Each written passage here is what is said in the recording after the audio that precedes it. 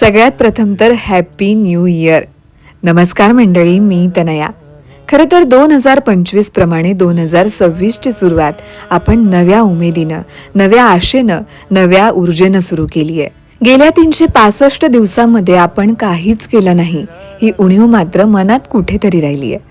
पण पुन्हा एकदा 1 जानेवारी 2025 ते 31 डिसेंबर 2025 ह्या दिवसांवर नजर फिरवली आणि अनपेक्षित गोष्टींचा हिशोब लागला. या वर्षात मी मिळवलं कमी पण शिकले जास्त, जे आता पुढच्या आयुष्यभरासाठी कारणी लागणार आहे.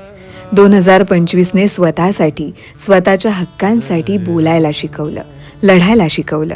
आपलं कोण परक कोण याची पारख करायला शिकवलं. कोणतीच गोष्ट विचार केला आणि मिळाली असं नसतं, तर त्यासाठी धीर धरायला शिकवलं. सोबत कुणीच नसताना एकटं कसं राहायचं, स्वतःला कसं सावरायचं हे 2025 शिकवलं. आपली क्षमता किती, स्वतःसाठी काय योग्य अयोग्य हे जाणून घ्यायला शिकवलं. आपल्या आयुष्यात कोणाला किती महत्त्व द्यायचं हे शिकवलं. चुका अपार होतील पण त्या चुकांमधून घडायला शिकवलंय. आतापर्यंत समोरचा काय म्हणेल याचा विचार करून स्वतःचं आयुष्य दुसऱ्यांप्रमाणे जगले, पण यात निंदकाचे घर असावे शेजारी ही म्हण मात्र मनात पक्की झाली.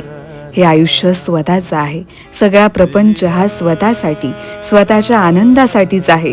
त्यामुळे स्वतःला आनंद देणं महत्वाचं हे 2025 शिकवलं. जसं 2025 मागे सरलं तसं 2026ही मागे पडेल.